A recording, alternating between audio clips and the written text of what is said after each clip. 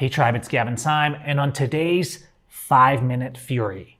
Is that a good name? That seems kind of cheesy. Regardless, a lot of my videos are kind of long here, and this one's going to be pretty short and sweet. So if you like these kind, leave me a comment, and please subscribe and hit that bell icon. I'm going to show you 3 sliders that will change the way you edit, especially with color photography, but these apply to everything. It doesn't matter if you're using Lightroom or Capture One or OM1 or DxO, whatever raw editor you're using, you're going to have these tools available. So let's not waste time. Let's actually go straight over here into Lightroom, and I have some different photos, but I'm going to do portraits today, not because this won't work on any image, but because portraits allow us to see the contrast of what we're doing between skin tones and all the surrounding tones. One of the things that helped me discover this was when I started formulating and creating for the Filmic presets pack. I did a lot of study of films and things like that.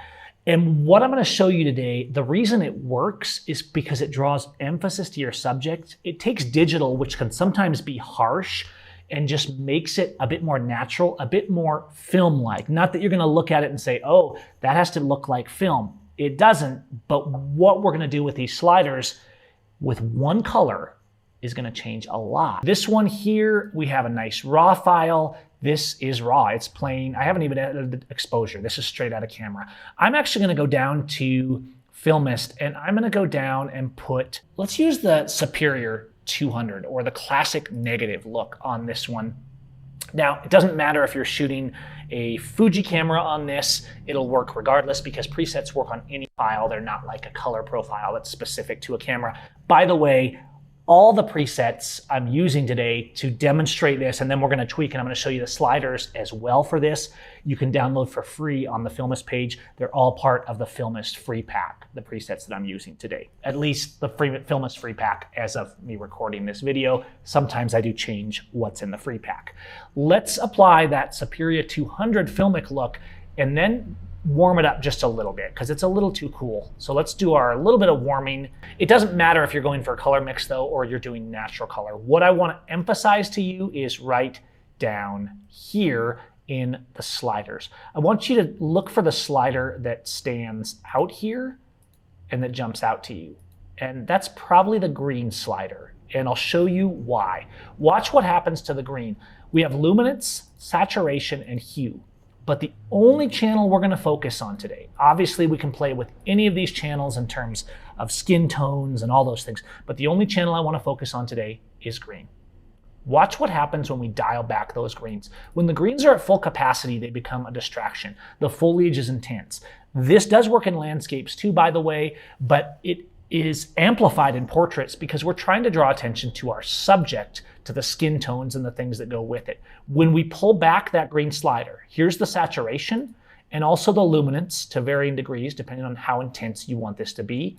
And thirdly, last but not necessarily least, is the hue. You can control the way the green feels, whether it's a warmer green, or I usually go towards more of a green. I feel it tends to give me more of a filmic look. So I'm plus 33 on hue, minus 66 on saturation, and minus 48 on luminance. Regardless of what app you're using, you can do this. With color channels, people are afraid to really push it. With greens, it can really be magical, and it works amazing. Let's take this one here, and we're gonna go down, and I'm gonna put on the Portra 160, also from Filmic. I'm gonna turn my exposure up just a touch, and again, I'm gonna warm this up just a little bit because I feel like it'll help my skin tones out. Okay, now, look what's happening back here. Let's again go down to our channels, and this particular formula did this way, but I'm actually gonna darken my greens down a little bit more, and I'm gonna go to my saturation, and look, it's minus 50. Now we could go take that to more extremes, and honestly, it works. You can really push those greens down. Even if you have a landscape scene that has a lot of green emphasis, this is still gonna work because it actually makes your greens rich. And notice what happens a lot of times is we can take the greens and make them dark, but push up the yellows a little bit, or at least leave them at 0. So we actually create a contrast point separating greens from yellows, and it makes for a very powerful result. Let's actually do that completely manually here. I'm not going to apply a preset at all to this third image. I'm going to add a little bit of contrast. Obviously, this isn't normally how I would edit because I will get a formula a lot faster by using a preset. A little bit of blacks, a little bit of clarity reduction, but overall our skin tones and our color looks good straight out of camera. I'm going to go straight to greens. I'm going to go to luminance, and I'm going to darken the greens, not too much because you can get banding between them if you have a lot of greens in an image. So I'm going to darken the greens by 20, desaturate those greens by about 50, and then I'm just going to go up here and I'm going to bring my orange saturation up a little bit, and just for good measure, I'm going to darken my reds a little bit to kind of bring the lips down on this portrait here. Now, I would do a little bit more with this, but I wanted you to see how much we've done with just those color channels. By subduing those greens and controlling the hue, the saturation, and the luminance lifts, which you can do in virtually any RAW app, we've completely changed the dynamic of the image. This isn't a rule that you need to do this for every image. Sometimes you're going to want those bright, dare I say, unnatural greens that often come from digital. But start looking around you when you're driving by the trees. The greens in the real world are not actually hyper saturated and super intense. There's a time for that.